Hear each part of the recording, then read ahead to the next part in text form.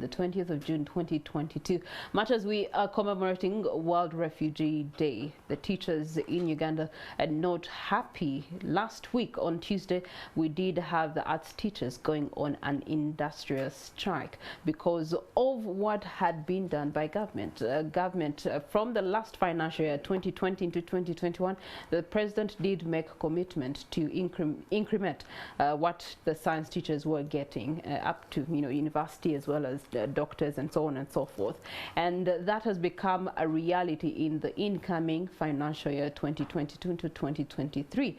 And so you do have the arts teachers finding it unfair consideration, because as teachers, as a whole unit, we do have the UNATU that collectively handles teachers, both sciences and arts. They've been pleading anti-government officially since 2018 under the collective bargaining agreement to have increment of salaries that has not taken center stage to date. How many years are those? You can do the mathematics. My name is Priscilla Regina Naloga here with your Kickstart, and we are looking at arts teachers digging in, rejecting pleas to end the strike. On Saturday, we did have UNATU having a meeting with the head of state, Yoweri Kaguta Museveni, hoping that some sort of resolution would come out of it, because the impact of it is that today you have taken your child to school, but are you sure they're going to be having their full day's curriculum attended to, especially as far as art is concerned? You don't know, you're a parent, but I do have teachers here, representatives of teachers here, that are going to help us understand this conversation from either side, from government as teachers, but also as the education sector as a whole. Joining me is Mr. Tumuhimbise Zadock, who is the national chairperson with the National Executive Council. Good morning to you. Good morning, Priscilla. I can't say how are you because I know how you are. Joining him also on his extreme left is Mr. Juma Mwamula, who's the Secretary General, Uganda Private Schools Teachers Union. I'll start with you, Zadock. When did you join the education sector? Thank you, Priscilla, and the listeners and the viewers. My name is Zadock Tumuhimbise, National Chairperson, Uganda National Teachers Union. I joined the teaching profession effective 1st May 1994. Okay. And ever since you joining in 1994, there have been increments in terms of salary considerations for teachers? Yes, Madam Priscilla and the viewers. There have been some minor increments, but majority of the times when we have had those increments, it has been through industrial actions, where promises have been given and have not been fulfilled in time. If you remember well, 2011, 2012, government promised to increase 50% with the salaries for teachers, and the year of implementation, it couldn't do it until when it was phased in 2-3 years. And each of the years would be expecting they would not include it in the budget, and would first engage into the industrial action. So it has been the routine. Yeah. Okay, all right. Juma, when did you join the education sector? I've been practicing since 2000. This should be about 20 plus years now. Good morning to you, Priscilla. Good morning, our lovely viewers out there. Okay, all right. And as far as salary increments or reward of the service that you offer to this country, what has been your experience? Well, I would say for us, first of all, Juma Mwamula comes from the background of private schools, and that's where I serve as the General Secretary for Uganda Private Teachers Union. For us, we are teachers who are working with the private schools, and the experience that side is a little distinct. The engagement or what somebody gets at the job is dependent on how well that individual person bargains with the school management. And therefore, even when increment from the government side comes, it does not in any way relate to what somebody in private schools earn.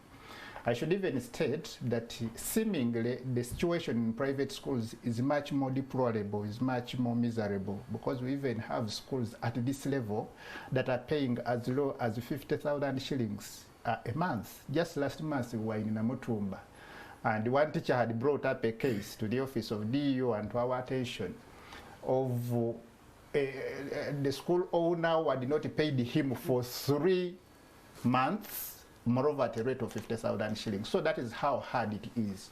But now, about this ongoing industrial campaign, we are concerned because it finally relates to education sector where we are all serving. As we speak now, there are so many of our colleagues who are crying to join the government service. But we are better off if they do join when there is stability. By the way, right at that point, I want to take a notice that the government seems to be doing some recruitment, but there is some handicap that is being done. Right now, they are undertaking aptitude tests, but I've heard people are made to move from as far as Chisoro to come and do the tests from Kololo. That cost about 70,000 shillings merely coming in transport, how much money to stay here and then go back. It's unnecessary. I think some of these arrangements can be done regionally to ease work. Yeah, it becomes much more efficient. But the case I was building is that we are concerned because we realize this whole selective consideration of teachers is not only unlawful, but it meddles the whole education sector.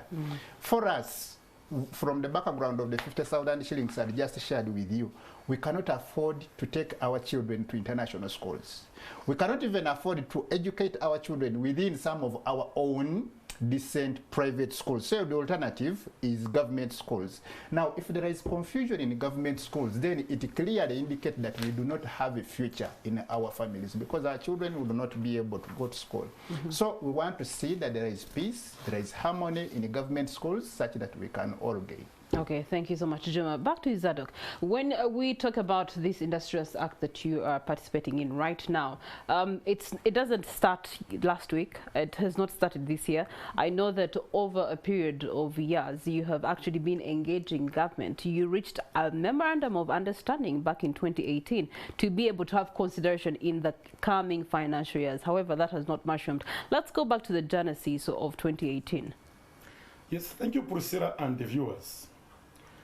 As I had earlier said, 2012 industrial actions and agreement of the increment of 50% could not be implemented as promised until when it was phased into 3 years. When we came to 2016, the increment was implemented to primary subsector, leaving out post-primary institutions. When we came to 2018, we said there is an anomaly. We must stop this. We moved and pushed and reached an extent of having all public service unions, labor unions, sitting with the government through the negotiating and consultative council machinery. And on 22nd of June 2018, a collective bargaining agreement was signed between the employer and the employees. And it was hoped and agreed that come 2018-2019 financial year, implementation of the collective bargaining agreement was going to begin. So when we came to 2019, the increment enhancement for teachers was not catered for. And we had to engage into an industrial action. When we engaged in, the First Lady invited us for a meeting at the Nakasero State House. We sat. It was a Friday. We could not agree on terms. They requested to have a consultative meeting with the Minister of Finance at their boardroom on Saturday, where we went and subsequently reached some terms. And we agreed to meet on Sunday to brief the Minister of Education. On that Sunday, all branch persons were invited. We came to Secretariat ready to go to meet the First Lady. Reaching there, we met the President on his return from South Africa. He appreciated and accepted that there was an anomaly and requested us to suspend the industrial action and allow him time to secure funds from the budget such that he calls us and eventually gives us what was due to us. And what was the time frame he requested for from you? It was actually a period of around 3 months. We suspended, and when we came, he told us that the budgetary allocation had been made, and 150 billion had been secured, and out of 115 was going to cater for the university staff, teaching and non-teaching. And he gave us 135 billion, which was distributed across the board among the teaching profession, whether science or arts, primary, secondary, and post-secondary institutional staff. We agreed. And he told us that in the following financial year, what had remained was 2020? was going to be provided for in the budget. When it came, when time came, you know, we entered the COVID. That was 2019, 2020, 2020, 2021. We were in the lockdown, we understood. When now teaching resumed in 2022, Feb, around Feb, toward the end of Feb, information started coming because we kept on pressing for the implementation of the collective bargaining agreement, reminding them. Now, around toward the end of Feb, news started coming indicating that the government was ready to implement, to enhance the salaries of all public servants. Which commitment it had given in the last financial year to the science teachers? Yes, no, all across the board. Public servants. Well, from the State of the Nation in 2021, 2022, he did commit to science teachers. Madam Priscilla, I'm very focused because even on 12th of October last year, we are very clear when we are celebrating World Teachers Day at Koro Independence Grounds. We reminded him. But even if we talked of commitments of the science were not done separately in the collective bargaining agreement. The collective bargaining agreement cuts across and includes whether science or arts and all public servants. Okay, Zadock, give us the details of the collective bargaining agreement. What was in the details of that agreement initially? Priscilla and the viewers, the collective bargaining agreement I'm talking of is here. It was signed by all labor unions, public service labor unions. So every public servant is included here, including all categories of teachers, depending on the salary scales they earn through. So now, by the details, we want to find out what were the increment requests that you were having back in that time, so that we can see if the president overshot by giving over 300% increment to science teachers. It is not only 300%, it actually oscillates between 300 and 500. Okay. We took care of all educational categories, staff categories. One, principal comprehensive schools, those are NTCs, UCCs, we are to earn 12.2 million. Principal PTCs, technical schools, deputy principals, NTCs, and UCs, we are supposed to earn 10 million per month. Head teacher secondary, 10 million per month. Deputy head teacher secondary, 7.4 million. Science teachers at principal level, 7.8 million. Science teachers at senior level, 6 million. Arts teachers in U3, 5.4 million.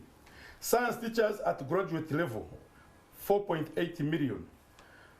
U4 arts teachers, 4.5 million. Science teachers at the diploma level, 3 million. A U5 arts teacher, that is U5 scale, 2.7 million. Head teacher primary, 4.5 million. Deputy head teacher primary, 2.7 million. Senior education assistant, 1.6 million. Education assistant, that is a grade 3 teacher, 1.35 million. 1,350,000. So you can see all categories in the teaching profession were included or had been catered for. Even to say briefly, what is being provided to the science teachers is far less than what the collective bargaining agreement provides for. So we are still on focus, we are still focused, we are still on course, and we are saying that the collective bargaining agreement that was signed on the 22nd of June 2018 should be implemented, because all of us are beaten, are actually affected by the current economic situation. There is no market for a member of parliament.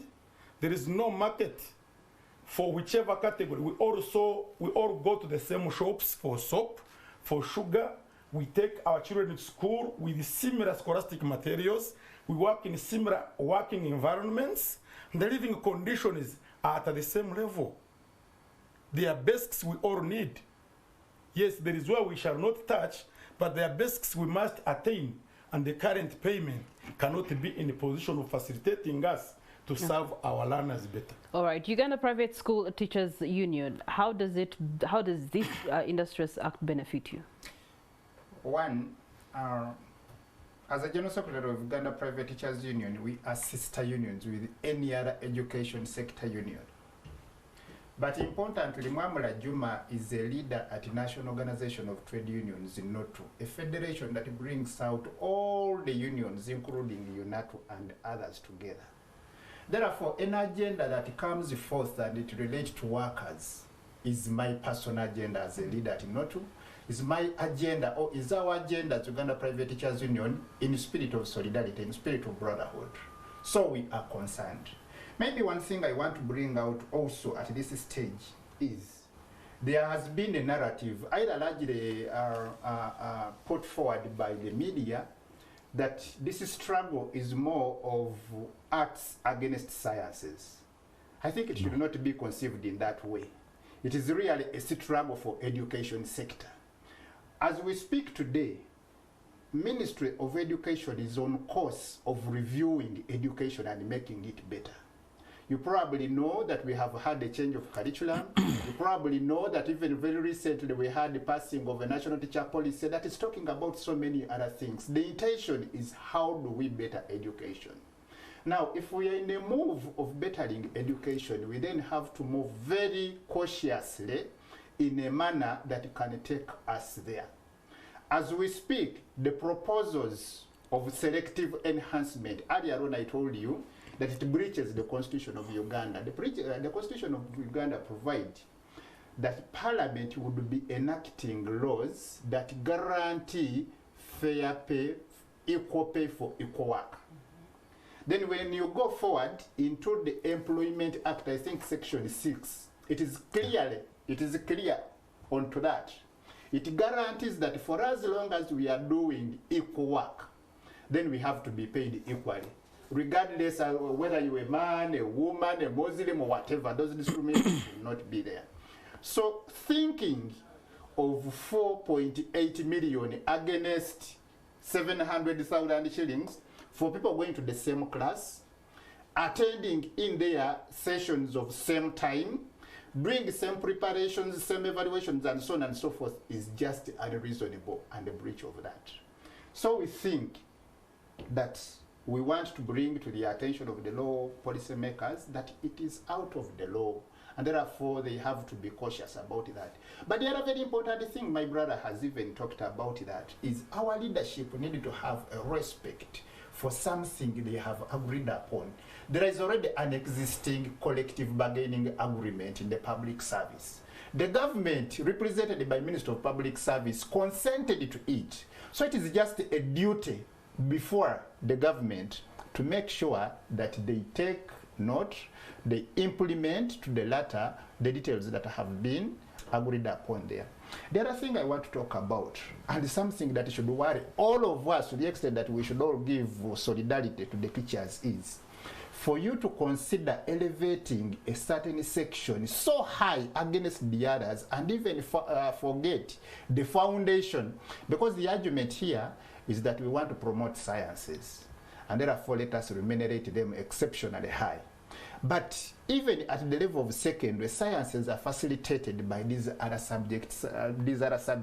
Like, for example, English must be very instrumental into making somebody understand physics better. Earlier on, we have been telling the nation that we even want the human value, how we can benefit from a scientist when behind his knowledge of science, he has a human value. But that human value is not taught in chemistry. It is found in humanities such as CRE. So if we are having people who are so sharp in terms of innovations but do not have a human feel in them, then we are even likely to have the worst from them. But we are doing this when the most underprivileged group, which is the primary school teacher, has not been touched. And moreover, these are the people who make a foundation for eventual science or arts in secondary levels. First, these are people who for a longer time have been paid miserably low. And now we are saying we have an opportunity to improve the situations, but again, we have not looked at them, simply because they are in primary. That defeats the purpose, because for as long as they pick it up at that point and get demoralized, then we are likely not to have what we think we should have at the upper level where sciences would be manifested. So we are simply saying that the policy of selective handling of teachers is not palatable in education sector. Okay. Other than getting good out of it, we are going to get more confusion. We are therefore going to have education messed up. Right. And so it should be halted. Zadock, I do know that you were actually present in the meeting that transpired between the teachers and the president over the course of the weekend. And what were the details to that meeting? What was the president's response to the selective handling that Juma is referring to? What was his response to equal work, equal pay? Priscilla and the viewers, we went to the meeting, but it was unfortunate to find that people who would be helping the president to take decisions that yield for the current and the future citizens are the people who move around him and spreading lies, which eventually make us reach where we are. And who are these people particularly? Because he has a technical team, has ministers, but I was surprised when I saw the Minister of Public Service saying that he has been engaging UNATU since 2019. When we have evidence that we have reminded him at several occasions through writing and letters received, but has never responded to any. Two, when we realized that the Permanent Secretary, Minister of Public Service, provided figures indicating how teachers have been receiving salary increments since 2016, but I could not even be in a position of indicating how other public servants have been increased in as far as earning is concerned. And was not open to indicate what are the earnings, what are the increment for 2022-2023 financial year was going to be for those who have been considered in the budget. And therefore, the president also got surprised when we told him that the salaries of the science teachers had been increased by between 300 and 500%, leaving the teachers of humanities with nothing. Because if somebody is earning 4 million against his counterpart who is earning 980,000, somebody is earning 3 million against his counterpart earning 600,000, someone is earning 4 million against a primary teacher earning 460,000, are we going to the same markets? While I was coming here, I didn't see anybody saying stop and asking me what I earn or what I teach in order to determine the cost of transport I was going to be charged. So he got surprised and indicated that in any case, the Minister for Public Service and Finance should sit and be in a position of harmonizing the abnormal, normalizing the abnormal, because the disparities are so high. And therefore, Zadock, these abnormals you state yourself have been in existence since 2012. So what is going to change this time around?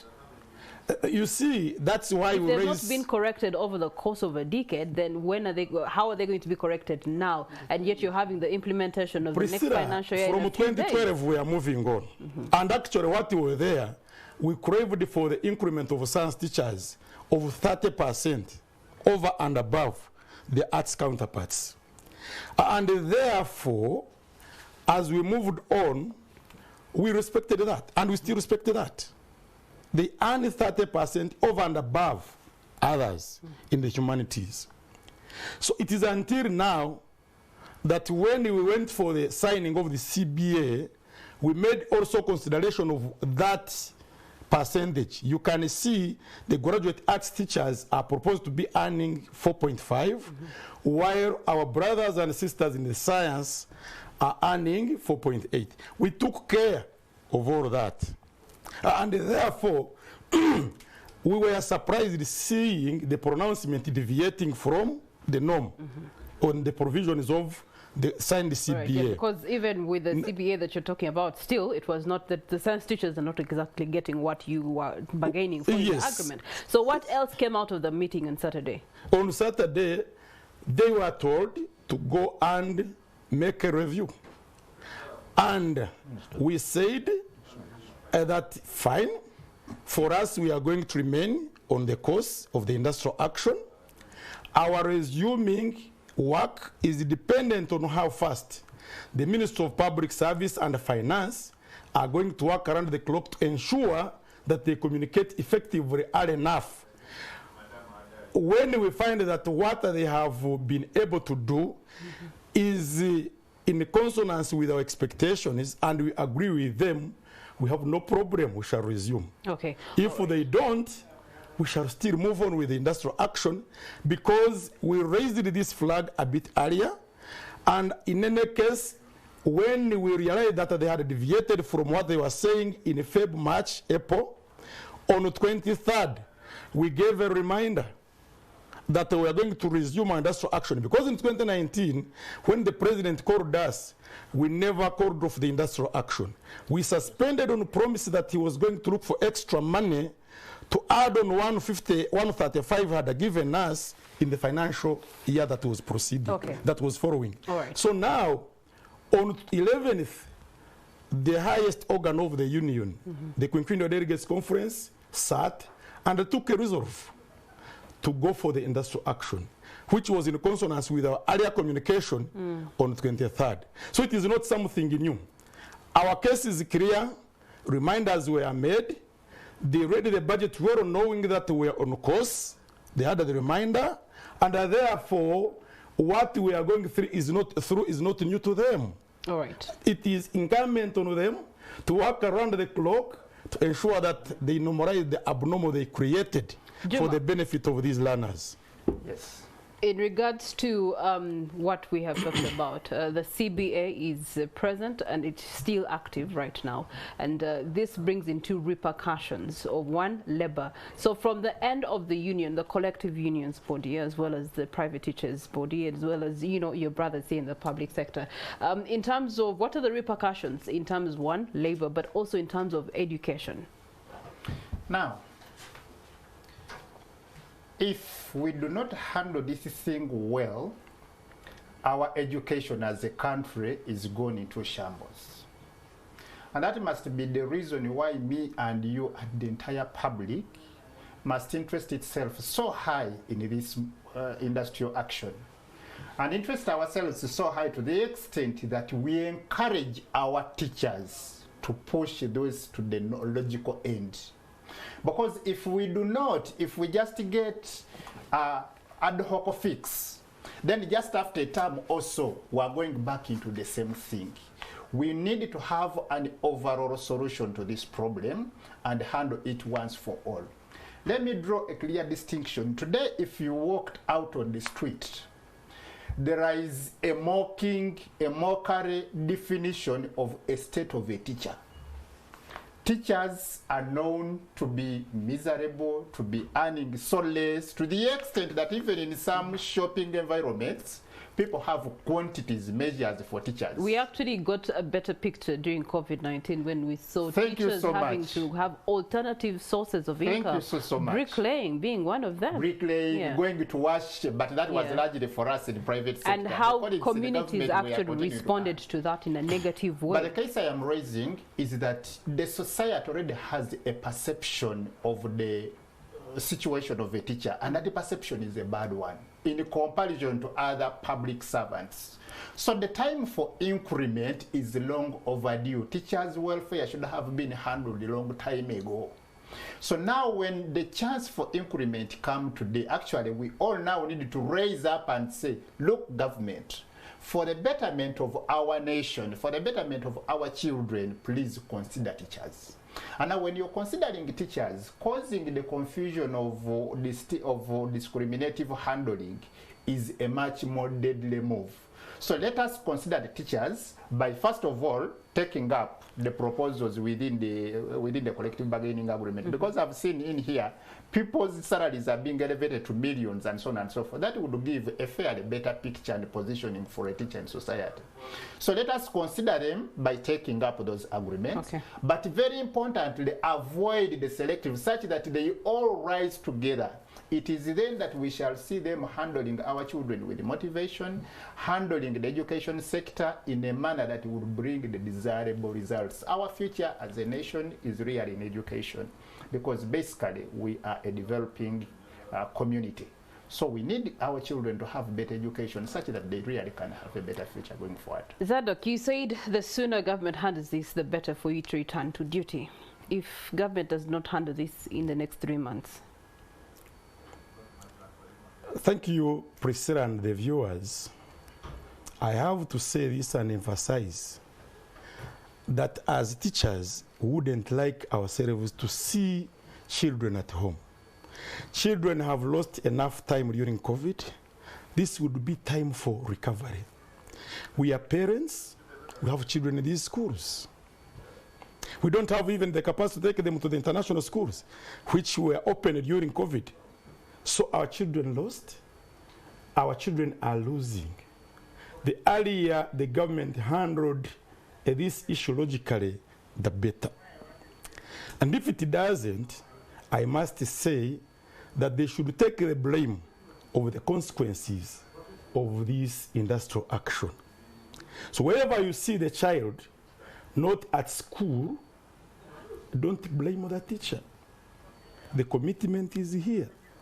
We are saying, our employer, please, can you be in a position of respecting and implementing what you have been committed to?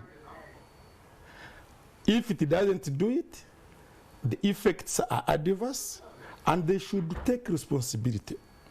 They should be in a position of standing and accepting the blame. For us, our hands are clean. By raising this flag, we are saying we are much concerned about what is happening, and by going to school, we shall not be going to teach, and by being in school when we are not teaching, we are pretending. And that wasn't the already bad situation. Okay. So by saying we are on the course of the industrial action, we are saying this is what is taking place. Please make an intervention. Make an intervention. Okay. All right. Well, the plight is bigger than what you had actually known. Later on, within morning at NTV, we intend to speak to Minister Joyce Kadutu, who is the State Minister for Primary Education, about, you know, how it's happening in regards to primary education. And this is a very sensitive time in which this Industrious Act is coming through, because this is a time when the candidates are supposed to be preparing for what would be their final examinations. They call it mock examinations. It's a very sensitive thing right now. Okay, so I would like to hear parting shots from you. A way forward. Where do we move from here? I'll start with you, Juma. One is that our brothers and sisters are on industrial action. It is a right given by the law. And therefore, any authorities, especially from the government, that might want to cause intimidations, that might want to cause threats, I think are requested to desist from that. But should somebody be tempted, I want to assume that Brother Zadock in UNATU has a mechanism of how to give support to those ones. For us as UNATU, let those attentions be brought to the Secretariat. UNATU shall handle, because those people are guided and backed up by the law. The other thing I want to talk about very briefly is that sometime when we were hit by COVID, we as teachers in private schools we are promised money, the government 20 billion shillings. That one, a lot of confusion came from the ministry, and up to now we have not gotten it. But later there was a fund that came from Give Directly. That money is being distributed to teachers who were made to register, but up to now, a very handful of teachers have gotten it. Okay, thank you. We want to request that the people engaged with that do it expeditiously such that all the teachers really get it. Zadock, what's the future? What's the way forward? Thank you so much, Priscilla and the viewers. From now, I must say that as UNATU, we are patiently waiting for government side, Ministry of Public Service and Finance. And while they sit and try to do the harmonization, the door is open for negotiation. And I want to remind the teacher that the industrial action is still on. They should remain home. I'm aware that there are forms of intimidation. Some places like Kanungu, the RDC, had started intimidating. I have recordings where the RDC of Kakumiro is intimidating the teachers and saying that they are going to cancel the appointments. I want you to remain on course. Whether you are arrested or not, this is something temporary. The law is in place. We are participating in industrial action that is protected. All right. Please Thank you keep so much, informed, keep connected. All right. Stephen Bide is on ground with teachers at Buganda Road Primary School to understand it from ground how the arts teachers are responding to this Industrious Act. Good morning to you, Stephen. Yes, good morning to you, Priscilla. You know, because the teachers are on strike, the ministry and the government is trying to empower them to get back to school. And this, the Minister of State for Education, in charge of primary education, Honorable Dr. Joyce Kaduchu, has made an impromptu visit here at Uganda Road Primary School, and I was tipped that she is here by one of the teachers, and just here I found her in class trying to speak to the learners here as well as the teachers here. She's trying to emphasize something with the learners, but also the administration. What exactly are you telling them? Because I know the teachers are on strike. Thank you so much. We are here today at Buganda Road Primary School. We are so impressed that the children are right in class with their teachers. And we are saying, yes, we know that there is a problem, the problem of salary enhancement, but we are right at the table of negotiation, negotiating between the government and the teachers. But as we negotiate, the teachers should not abandon the children, neither the children should remain at home, because their future lies right here in the books. Primary is a foundation. It's the backbone. The moment you laid a solid foundation, these children will determine, they will achieve their destiny. Their destiny depends here today and right here. But once we have abandoned them, they will not reach to that destiny. They want to become their vision. So what we are asking today is that let's try as much as possible to teach the children, because it is a competition, a very competitive. You cannot sit at home when it is a competition, even in Uganda, between schools. When PLE results come, people will run to check which schools have performed poorly. And moreover, the schools in northern Uganda, eastern Uganda, they are known for poor performance at UPLE. And now they are the schools that wants to sit down. So we want to call upon them. Look at this, look at the Buganda Road Primary School. They are here in class, they are learning. The P7 class are learning. And for you, you are at home. The teachers are not teaching. So my appeal is that please, teachers, let's come to teach these children. This is our future, our daughters, our sons. Look at them, very beautiful.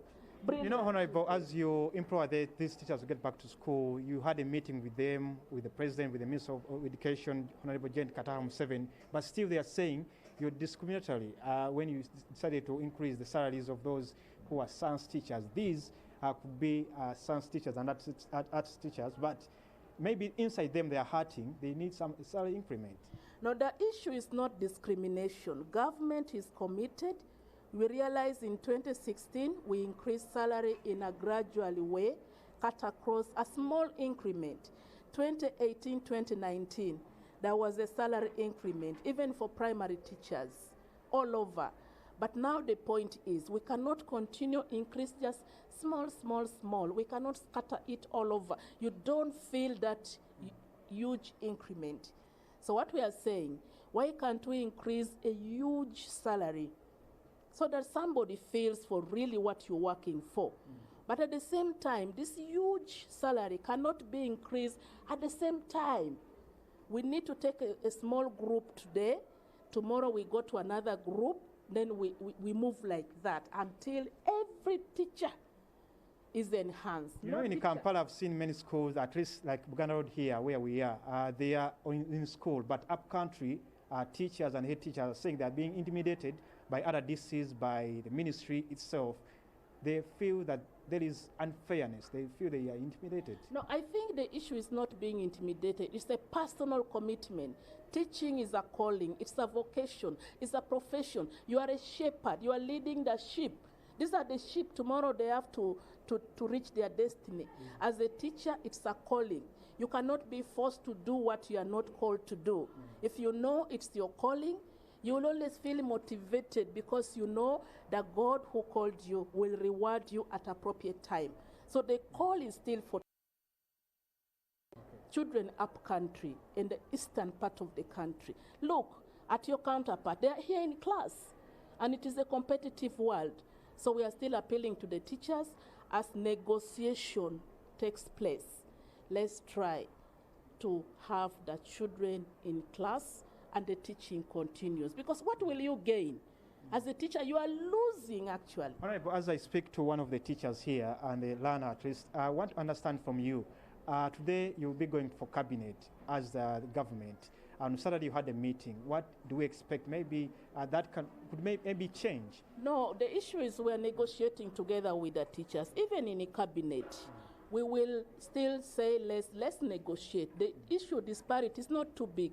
I recall even the president talked before the teachers. Like if a science teacher gets 4 million, the arts teacher can get something closer to that. It's not that one can be at 1 million, another 4. No. Just like now, in the payroll, the science teachers are slightly above the arts teacher, the current pay. So what we are saying, if the increment like a science teacher is getting a little bit higher, the arts will also be closer to that. Okay. That is the ultimate goal. But there is no discrimination. We love all our teachers. We value our teachers. We cherish our teachers. And they are the reason why we are. Thank you, Honorable Dr. Joyce Moriku Kaduchu. Let me speak to one of the teachers here because you were surprised by the visit by the Honorable Minister. Tell me, how were you able to mobilize the learners but also the teachers to keep them at school while others up country and elsewhere in the country are on a strike? Thank you so much, NTV. My name is Wamukota Yahaya, the Director of Studies, Uganda Road Primary School. For us, as Uganda Road, we are also in the course with the rest of the teachers in the country. However, we have this class, we have said, as we are trying to bargain with the government, as the minister has mentioned, we said we stay at least in the school.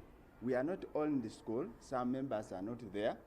We are lucky that we have two groups of teachers. We have teachers on payroll and teachers employed by PTA, that's parents, teachers. Can you confirm that every teacher is around? No, I can't confirm that. There are some teachers who are not there. Like those ones, our representatives to UNATU, they are not there, but the majority, that is 75% of the teachers, are within the school. Because so they are on strike? Definitely on the strike. But we cannot force everybody to come, right? Because that will be intimidation. It is their right to stay away. But the rest, we have tried to soft talk to them. They are here because they love their children.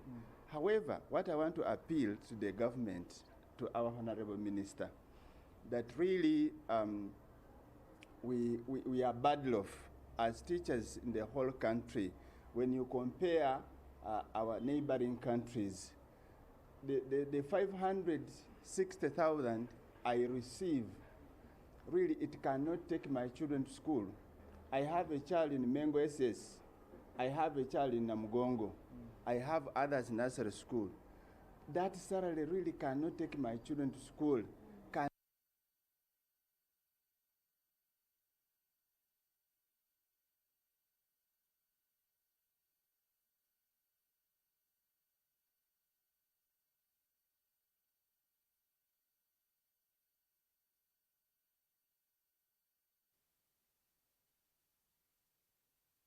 Introducing the ITEL A58. Get yourself one from any ITEL or MTN outlet. ITEL A58, more than bigger.